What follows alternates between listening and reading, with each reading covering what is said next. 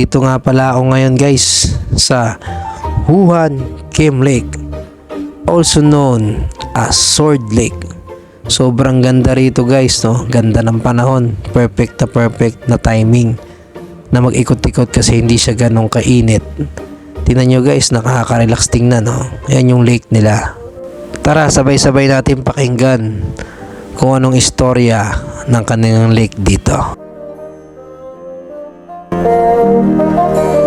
Sword Lake, also known as Huan Kiem Lake, is a famous freshwater lake located in the center of Hanoi, the capital city of Vietnam.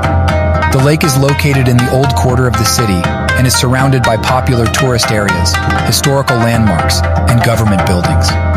According to legend, the lake was named after a sword that was given to King Latai II by a magical turtle. The sword purportedly helped the king to defeat the Ming dynasty's invading army in the 15th century. After the victory, the king was said to have returned the sword to the lake, and the turtle disappeared into the water with it. Several historical landmarks are found on the shores of Sword Lake, including the Ngok Sun Temple, located on a small island in the middle of the lake. The temple features an ancient architecture with intricate details and is dedicated to worshipping Tran Hung Dao, a 13th century general who routed the invading Mongol army 3 times during his career.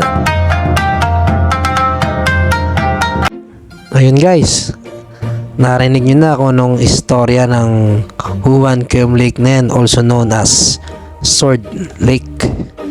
Kaya pagka pumunta kayo dito sa Vietnam, wag nyo kalimutang isama to sa inyong bucket list. Kasi sobrang ganda talaga dito guys. Talagang damang-dama mo yung peace of mind. Sobrang relaxing.